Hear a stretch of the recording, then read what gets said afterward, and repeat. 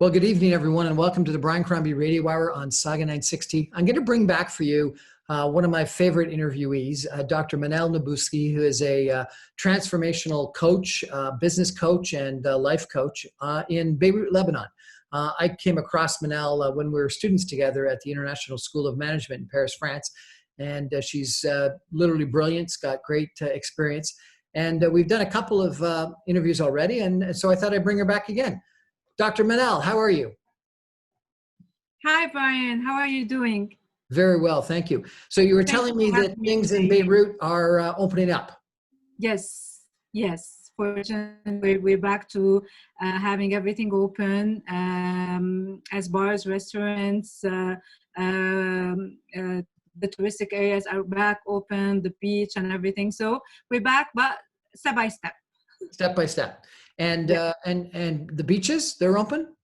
Yeah, the beaches are open now. The resorts are open, so you could have access back to the summer, to the beautiful summer in Lebanon. And are people wearing masks in public?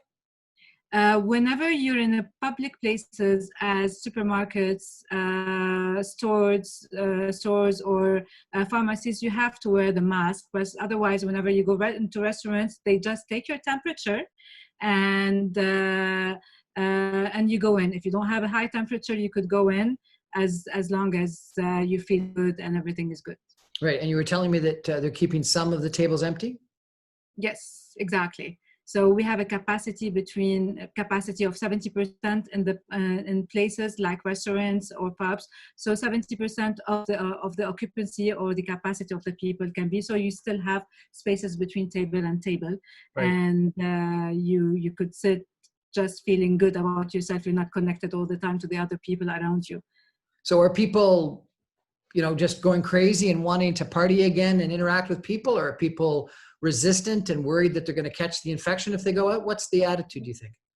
In fact, when they started open like 3 weeks ago, and people going down to the roads and enjoying the life of it, we had so many videos on social media. They were really astonishing how it was really crowded. Everyone wanted to go out and have a drink outside or eat outside, because we've been in a lockdown for more than 3 months now. So they didn't care if they have money or they get anything. They just wanted to get out so they could get back into the track of living, because they were just not having this healthy lifestyle at home, and they wanted and they risked their life in a certain way just to sit outside and enjoy a cup of coffee or a drink, or just stand outside or anything.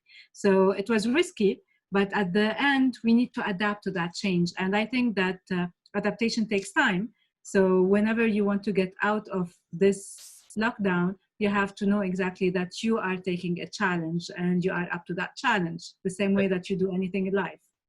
And I'm not sure if you're familiar with the balance of the Middle East, but do you have a sense of what else is going on in some of your neighboring countries? Is it similar? As what? As in Lebanon? As in Lebanon, you mean as we have some over here in Lebanon? What's happening in Jordan? What's happening in Israel? What's happening in Palestine? What's happening in Egypt? Do you have any idea? We do, but over here we have much more problems because we have economical problems and we don't have dollars in the banks. So now if you go to the bank and you ask for your money, they tell you, and you have a bank account in dollar, they tell you, I can give you that in equivalence to a Lebanese pound. We don't have dollars. So my account and the money that I put in the banks that is in dollar is no more there. So we have problems more than other countries over here, but still, with all the things and all the pressures that we're living, and all the problems and the lack of money and the lack of and the increase in the prices in the supermarkets and everything, we're still living. I do believe that we have certain gratefulness that the Lebanese society over here, we've been through so many things. Since the 75 till now, we've been having so many problems as wars and problems between the sectors, and problems between Lebanon and the neighbor countries. So all of these affected a lot the Lebanese society. So we have so much a high immune system on that. We don't want any more of A these higher problems. immune We want to system on live. problems. Yeah. Makes sense. So, We're coping with it because we want to live day by day. That's it. well, it's a good attitude. So, Manal, Mhm. we've talked about relationships in the past. What are we going to talk about tonight? I was thinking that because we've talked about the relationship, the love, the intimacy, the love languages, the stages of love, and how to meet your needs in a relationship, and how to have a healthy relationship, I thought of talking about self-care and self-love today, because everything starts within us. Okay, so if you're not taking of yourself, if you're not taking care of yourself, and if you're not healing yourself from inside, how can you do all of these to yourself or to other people or to the partner in your life in a certain way? So it's really important for us to understand that the most important thing to start with is us, is what I need, what are my needs for myself, and how do I take care of myself. So if you ask yourself, Self-care and self-love sounds like a great topic. We're going to yes, take a break for a message and come back with Dr. Manal Naboulsi in just a minute, talking about self-care and self-love. Stay with us. Welcome back to the Brian Crombie Radio Hour, where we're chatting with Dr. Manal Naboulsi about self-care and self-love. So how does one, number one, why is it important? And number two, how do you do self-care and self-love? I'm going to ask you a question, Brian. Do you Okay. take care of yourself? From an exercise standpoint, not as well as I should. From a diet standpoint, not as well as I should. But I try to. Okay. So most of us would think, yes, I take care of myself. Sometimes I do some sports, or sometimes I take care of my healthy habits and so forth. We'd even think that, what kind of a question is that? Of course, I take care of myself. I wouldn't neglect myself in a certain way. And if I ask you, in what ways do you take care of yourself whenever you want to take care of yourself? Well, so I do think I exercise a little bit, and I Mm-hmm. do watch what I eat. Mm-hmm. I drink socially, but not to excess. I pray every day, so that's sort of my form of quiet time and meditation. I like taking either walks or sitting in nature, so I get the benefit of nature. And you can see that I'm back on a beautiful forest, and so I've got a lot of nature around me. Okay. I guess those would be some of the ways that I take care of myself. Beautiful. So there are so many ways. In fact, when you talk about self-care, we say self-care is an activity that you do on a daily basis and intentionally, okay, and consciously in a certain way, in order to take care of your mental, emotional, and physical health. Mental, Okay, emotional, and physical. mental, emotional, and physical, as being it's as if you are refueling or putting fuel inside of yourself, rather than taking something from yourself. Right. So self-care is a practice that it gives energy to you, and that can calm you down, and that can give you pleasure and joy in your life, and then can increase your well-being in a certain way, in an emotional and spiritual way. Okay, Okay. so many people would say sometimes that self-care or caring for myself and loving myself is a bit of something that is egoistic, or something that is selfish. Okay, and I would say that self-care is never selfish, rather knowing exactly what you need to do in order to take care of ourselves, or to take care of yourself for you to take care of others. So it's never selfish to take care of yourself. Okay, and it's not something that you have to do. It's not like when I tell my clients, you have to take care of yourself and in a spiritual way and start meditating, and they start meditate and they don't like it. This is not taking care of yourself. Okay, you don't need to do something as if you are someone told you to do it and you are forced to do it. The self-care is something that you have to do for you to fill your life with beautiful things, thing, okay? And you can see it on the long term, because mentally and emotionally and physically is what? It's the doing, the thinking, and the being. So you're doing things, and you're thinking in a beautiful way, and you're feeling it in your body. So you're trying to align your life. Doing, thinking, and Being. feeling, or being. Doing, thinking, feeling, and Doing, thinking, feeling. being as Okay. well. Yes. So when you do that, what does it mean? It means that you are aligned, okay? Aligned and centered in your life. Because all the time, sometimes, okay, what happened is now physically I'm with you, okay? And I could be mentally thinking about something that I want to do tomorrow, or I'm worried about, or things that happened an hour ago that are stressing me out. So physically I'm not there sometimes, okay? And So you've got to be present, emotionally, is what you're saying. yes, and emotionally I'm frustrated. So the most important thing in a self-care is to be present, to be aligned with my body, my mind, and my soul. And that's the most important practice. And why is it a practice? Because you have to practice it every day, because you have to do it. We're not born with knowing exactly what we can do to our life. And our mind is so tricky, with all the responsibilities and with all the things and with all the stress that we have in our life. Our mind is all the time either wandering the past, okay, or in the future, and we're not living the present moment. So Right. this is why we become so stressed, and this is why that would affect our relation with ourselves and our relation with other people. And So are there that's, some practices that you recommend in this self-health? yes, lots of practices.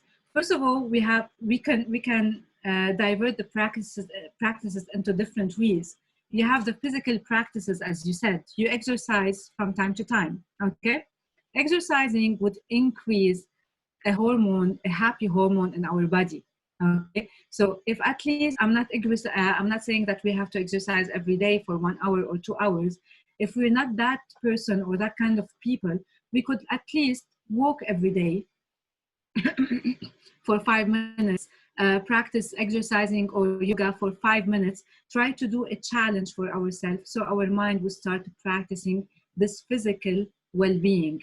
And it could be like drinking water more per day. It could be eating healthy, that is a physical practice. It could be sleeping well, okay? All of these are physical practices of a self-care that you could do to yourself for you to increase your connection with your physicality, and you could increase your happiness. I went to this great seminar on dementia, and they Mm-hmm. talked about making sure that on a daily basis you activated both your body and your mind. And he used a line that I loved. He said, "You don't stop dancing because you get old. You get old because you stop dancing." Wow. Okay, that's great. In other words, keep dancing, and you'll stay young and Exactly. healthy. Keep dancing. Do you know that every day, sometimes whenever I'm stressed, I put on music in my room. I close the room and put on music and I start dancing for me to increase that adrenaline. And when I'm dancing, I'm just getting rid of all these toxic things that are in my body. And the moment that you start sweating, okay, the sweat that goes out from your body are the toxic feelings and the toxic emotions that are inside of you. Sometimes they're over here in your shoulders, sometimes they're over here in your chest or in your stomach. So the moment you start dancing, your mind, okay, you're making your mind believe that you're happy, even though you have so many problems inside of your life and you're so tense and everything, but you are tricking your mind to do something or to be happy in a certain way. So it's important to trick your mind in lots of activities. Lots of things can be done as a physical activities in a certain way. Well, tricking your mind, brings to mind that Freud question that Freud asked, "Are you happy because you sing, or do you sing because you're happy?" And he argued Yeah, that even if you were very unhappy, if you could start singing, then you would become happy. So trick exactly. your mind. Exactly. The mind, the mind cannot differentiate between what you say to that mind or what you make that mind believe in a certain way. So whatever you say to your mind, okay, it will believe it. So that's why we say that you have to trick your mind to believe in beautiful things, even though your BS, which is your belief system, has been locked in a certain way that I'm not good enough, or I'm not good in that, or everything. So whenever you trick your mind, you start working on that neuro system of your mind, or neuroplasticity of the mind, and you can trick it in a certain way. Now, is that why you do these daily mantras, I think you called it? Yeah, you remember the positive affirmation. Positive affirmation. Yes. Remind me of Exactly. your positive affirmation if you could. A positive affirmation are positive self-talk that you can say to yourself on a daily basis, that would remove the limiting belief that you've been saying to yourself. So if I used to say to myself, I'm not good enough, I cannot do sports. Let's say take the minimal example. Who says that I can do exercise every day for 5 minutes? I'm not up to exercise. I don't have time. I don't have the energy. I'm fat. I'm not good. I cannot do it. I cannot run. All of these, we call them limiting belief. Okay. So to remove all these limiting belief, you have to trick your mind and tell your mind a positive affirmation and mantra every day that you are good enough in that. For example, if I say to myself, I'm not good enough in that, I can say, I am a positive person. I can start working on exercising every day for 5 minutes. I'm good enough. I have the strength inside of me. I have the willingness inside of me. So when I say it in a positive way, my mind will start believing it. And it has to be repeated. Okay? We repeat that to our mind so we could create those neuro connection that we say in our mind that are connected together, and it would create the new habit. And everything is by habit. Everything is created by creating habits in our life. Right. Okay. So So your habits are, number one, you said exercise the body. Number two, exercise the mind. yes, you have the emotional self-care. Emotional self-care, it goes from forgiveness to compassion, to being kind, to removing all this. I told you about the limiting belief of the past stories, to stop self-sabotaging yourself in a certain way, and to have to manage your stress life. So to do this emotional self-care, what do we need to do every day? We could practice emotional self-care by practicing gratitude journaling every day. Okay. Sorry, gratitude what? Gratitude journaling? Yes. So writing down every day what you're thankful for. Yep. 3 things that you're thankful for every. Okay. I'm grateful today. I'm grateful for my breath. I'm grateful for my eyes. I'm grateful for the things that I have in my life. I start to see the beautiful things that I have in my life. This is where I stop the complaining process. Okay, because every time I'm either complaining about what I don't have and nagging about the things that I don't have in my life, and being worried about the things that I cannot achieve. So the gratitude journal is a practice that we have to practice on a daily basis and write them down on our agenda or on our notebook or anything. The moment that I open my mind, the moment that I open my eyes in the morning, my mind is fresh. Okay, and I'm in theta, which is a very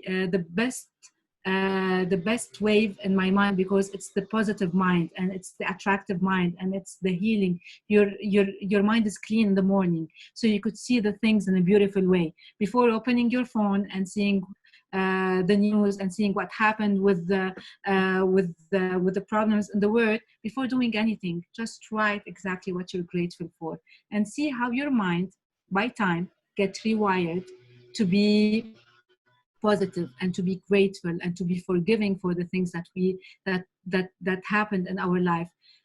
This is one of the most important thing. So you're saying that by practicing on a very daily basis every morning, saying and then journaling down the 3 things that you're more grateful for, you will become more compassionate and more forgiving and more happy. Exactly. Yes.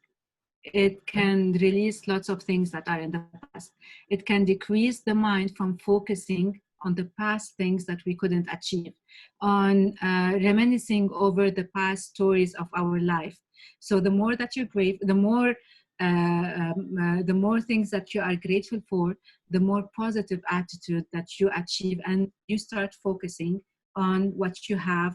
So your mind will start seeing the things that you have in your life more than seeing the things that you don't have or that you've missed in your life. Okay, so the way that you exercise, the way that you bring health to your physical body is by exercise and diet. The way you bring it to your mind is by thinking and by talking. And you talked about that daily mantra that you said, and you do it by emotionally, by every morning thinking about the 3 things that I'm grateful for. Exactly. Yes. Okay. Excellent. Could you remind us what your mantra is? My mantra is I am a confident person, willing to achieve my goals, and I'm confident of my strength, and I am good enough to be as perfect as I am every day. We're chatting with Dr. Manal Naboulsi from Beirut, Lebanon, a life coach. We're going to take a break. Stay with us. Okay. Well, we're back with Dr. Manal Naboulsi from Beirut, Lebanon, a life coach, and we're talking about self-care. Are there different types of self-care, Manal? Yeah, there are so many different types of self-care. We've talked about the physical self-care, the emotional self-care. There is a mental self-care as well. Okay? Mental self-care is a reflection of your thoughts. Okay? It's a mental clarity of what's going on inside of that mind, because we said that self-care is being, feeling, thinking, and doing. So to think about the self-care in a mental way is to avoid the distraction that you have in your life. It's to sit with yourself and see exactly what's going on in that mind. And that we do a lot in meditation sometimes. And we do it a lot whenever we are engaging in a new hobby, whenever we are investing our time in something new to learn. If I want to learn a new language or anything, this is a mental self-care for myself. I'm just clearing things and heading towards my goals in a certain way. So it's like making time to calm my mind and to see exactly what's going on, to meditate, to be more mindful, to read, to engage in new things. It's one of the most important self-care in a certain way. Now, I understand, being mindful, but meditate, I thought a lot of meditation, you were supposed to empty your mind and not thinking about anything. What you're saying is by meditating, you actually think about things. I thought meditation was, I did this one meditation course. I had to count to 7 frontwards and backwards for half an hour. It was like terrible. Okay. So there are so many ways of meditation. Okay. There is no right and wrong in meditation. There are so many ways and schools in meditation. And sometimes we say that being mindful is being present in the moment, whereas meditation sometimes heal you from past things that happen. So there are so many guided meditation. There are so many silent meditation. There are kinds of transcendental meditation. So there are different kinds of meditation that can clear your mind. So whenever we're meditating, we say that you need to sit and to be aware and to be focused, okay, on what's going on in the now. And sometimes you have to clear your mind, and sometimes you have to go and think about what's hurting you, for you to heal yourself from what's hurting you, so you could have self-love. So there are so many ways. There is no right and wrong in meditation. And so many times whenever you're meditating, you see your thoughts going on in your head. We say that just don't fight your thoughts. Go with your thought, then go back and try to focus back on yourself and try to breathe in, to be more mindful, so you could go back to meditating or healing everything that happened in your life. Okay. Okay. This is what meditation is. And one of the beautiful things of self-care also is we call it the social self-care, which is the relational self-care. It's it's whenever we spend quality time with good people, with positive people. It's even whenever we have healthy boundaries with people, so we could be happy with ourselves. Because if you're not taking care of who you're intruding in your life and who's crossing their boundaries, you would feel that you're not taking care of yourself. You would feel that you have fears over here of losing people. So it's really important in a certain way to understand exactly that social boundaries are important. You have What to I surround don't understand. What do you mean by social boundaries? that is, whenever you have toxic people or negative people or people that are annoying you, or you're not having your me time all by yourself, and every time that you wanted to have your time for yourself, let's say your friend comes in and tells you, I need you now, I need a favor from you, I need you to take me to that place, and you said, you committed yourself or you promised yourself that this hour is only for yourself. You wanted to sit with yourself, read a book, and just heal yourself or be with yourself. So so you didn't say no to that person, fearing of losing that person. So you neglected yourself just to please other people. Okay. Right. Got it.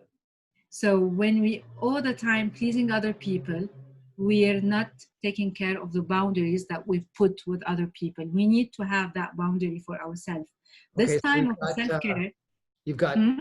self-care, and you've got social self-care. Yes. What else?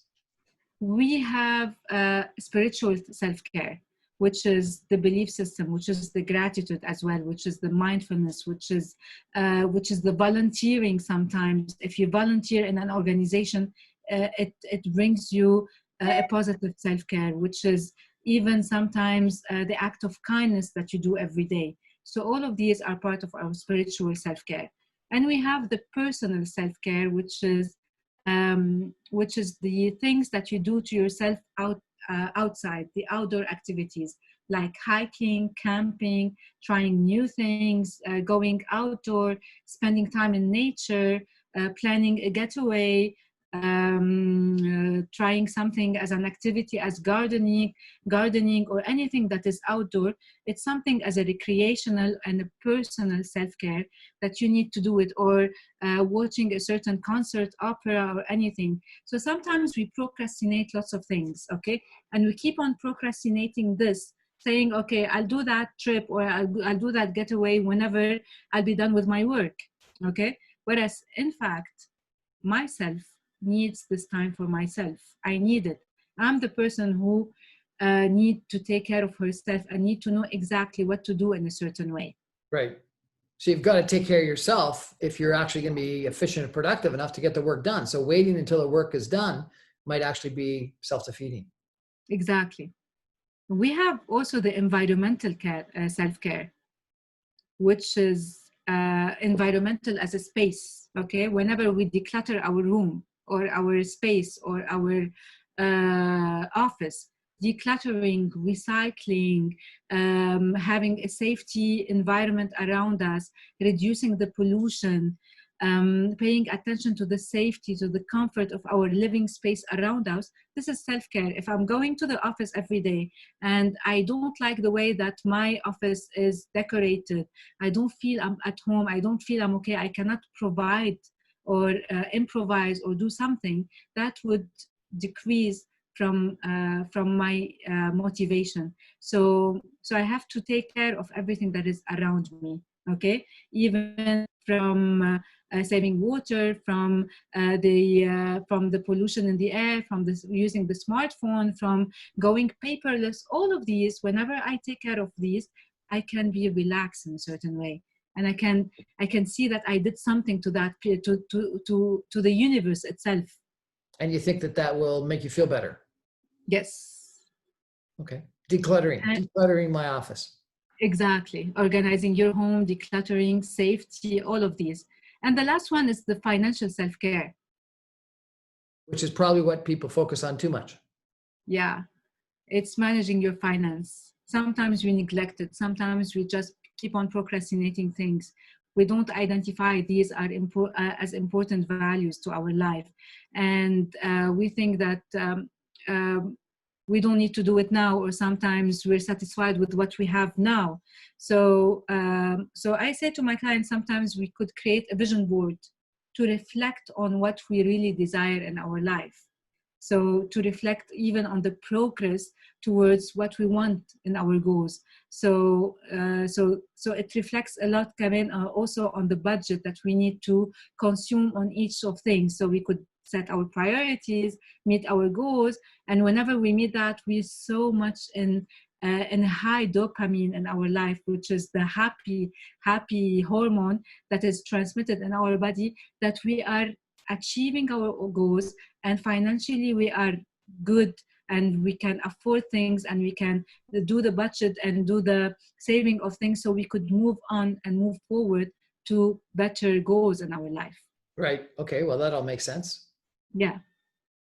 Okay. So that's self-care. Exactly. And does self-care lead to self-love, or is that different? Self-care would lead definitely to self-love. In fact, self-care and self-love itself, they come from self-trust. Self-trust. Yes. Okay. Explain that. I'm going to explain it.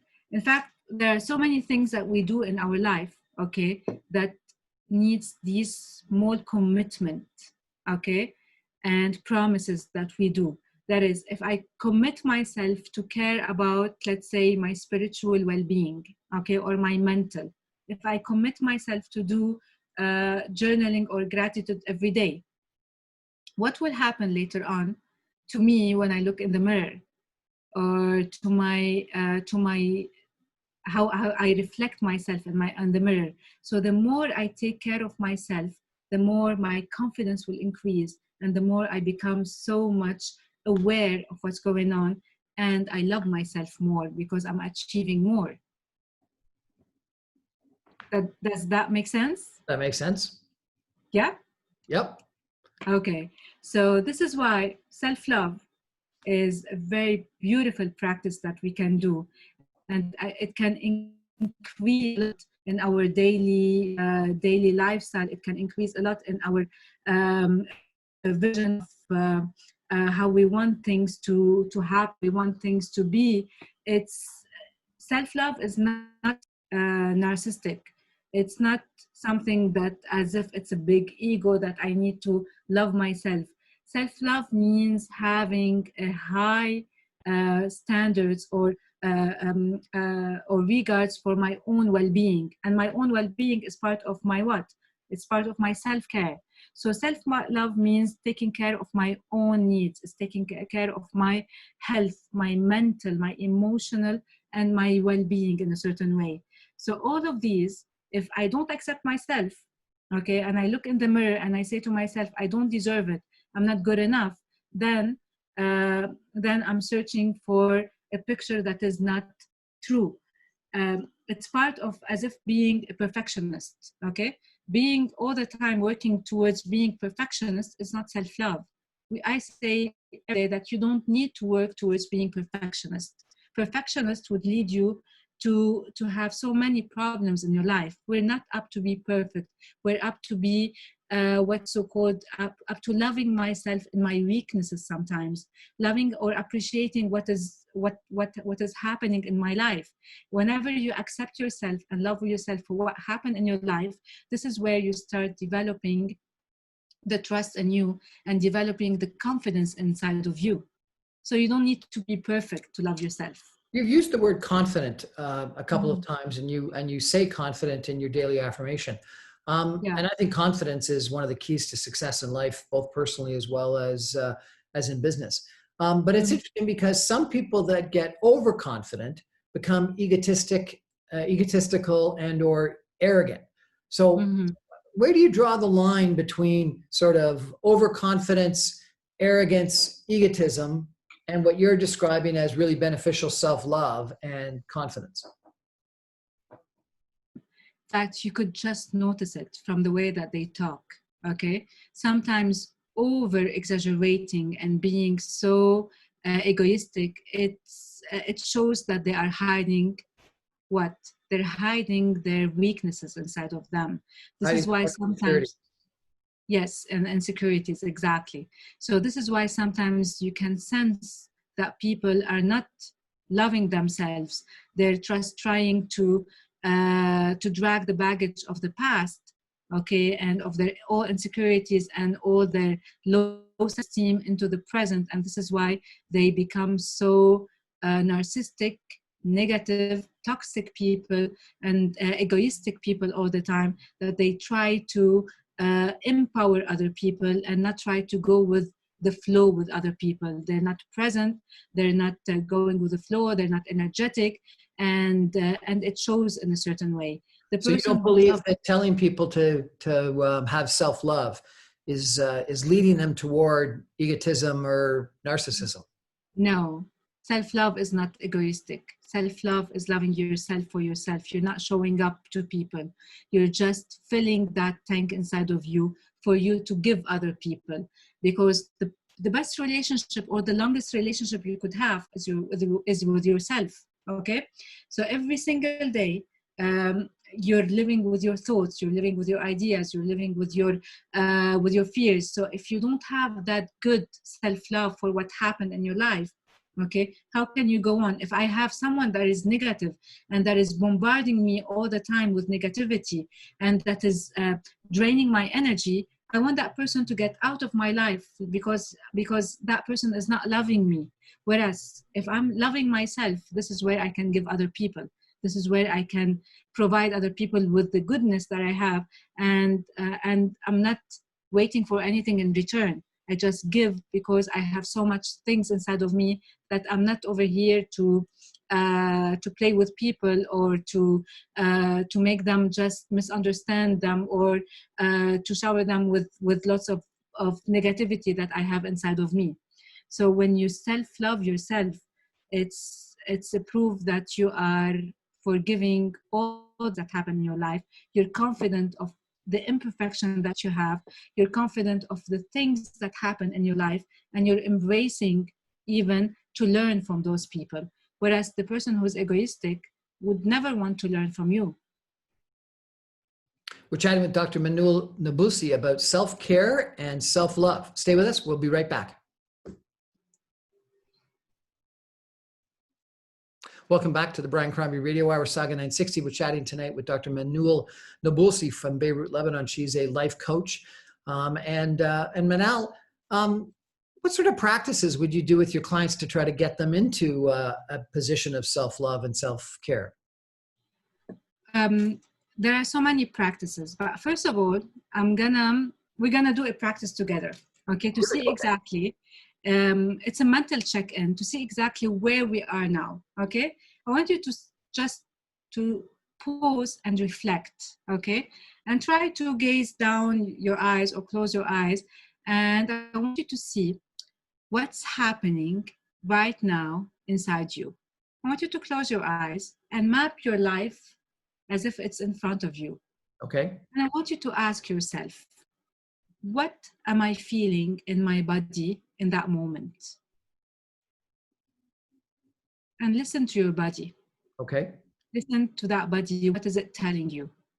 And then I want you to ask yourself, what am I thinking in that moment now? Just try to listen to that mind. What is it telling you? What is it thinking of? Then I want you to go and ask yourself, what am I feeling right now in this moment? What am I feeling right now in this moment? Yes. Okay.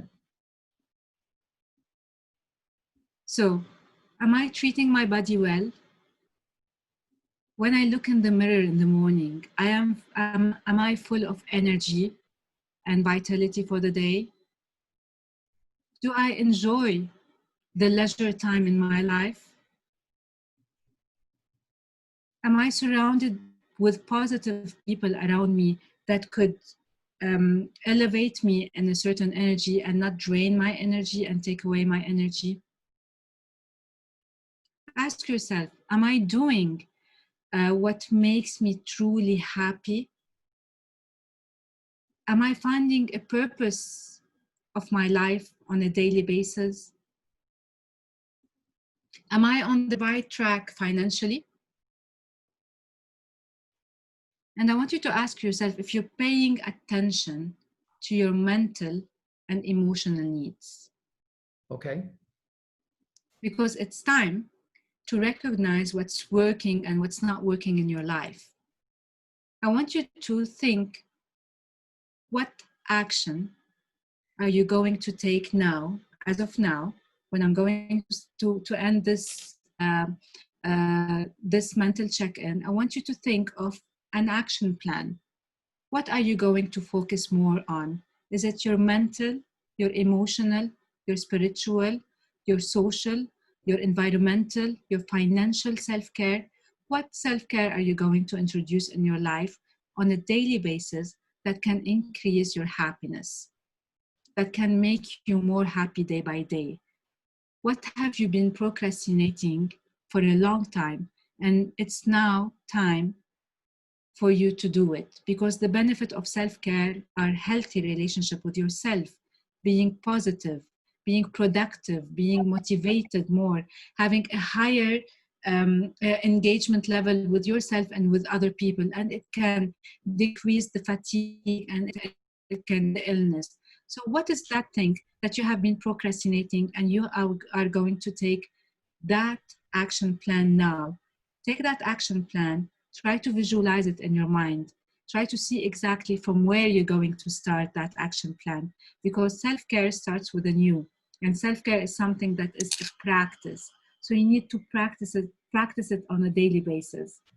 Excellent. Take that self-care now and do it.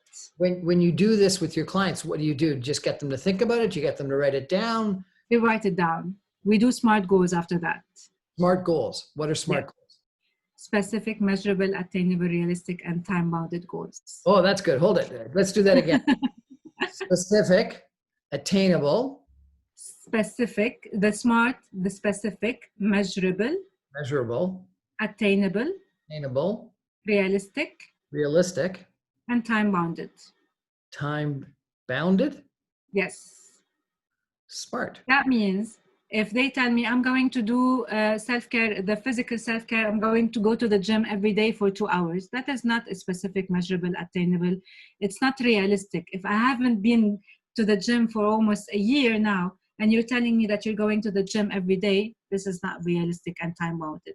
So I needed a specific, measurable, realistic, time-bounded goal, as I'm going to practice, or I'm going to start practicing exercising every day for 10 minutes on Monday, Wednesday, Friday, as of today, which is the 22nd of June, till the 23rd of July, for 3 days per week. And I'm going to exercise for realistically done. Specifically, we specified it, and we've put a time bound for it, and we've put a timing for it, and we've measured it. Well, these are wonderful recommendations and suggestions. It's always a pleasure chatting with you. I hope we get to do it again sometime soon. I'm in love with what we're doing. Amazing. Thank you for all the support and all the work. And I hope that we can meet again and we can see each other soon live. I look forward to it. Dr. Manal Naboulsi from Beirut, Lebanon, a life coach. And if people want to contact you, how do they do that? They can do that through Instagram. I have my Instagram page, which is Coach Manal Naboulsi, and it's MANALNABOULSI. And I have my website, which is thecoachinglounge.net. And as well, I'm available on Facebook as well, The Coaching Lounge by Manal Naboulsi. Awesome. Well, thank you so much for your time today. I look forward to chatting again in the future. Thank you, Brian. Have a good day and enjoy it. Take one last break and come back with some concluding comments. Stay with us. Well, welcome back to the Brian Crombie Radio Hour. That was a fascinating conversation about self-care and self-love with Dr. Manal Naboulsi, who is a life coach that I know from school, International School of Management, that we met in Paris, and she now lives in Beirut, Lebanon. A wonderful young lady and very, very intelligent.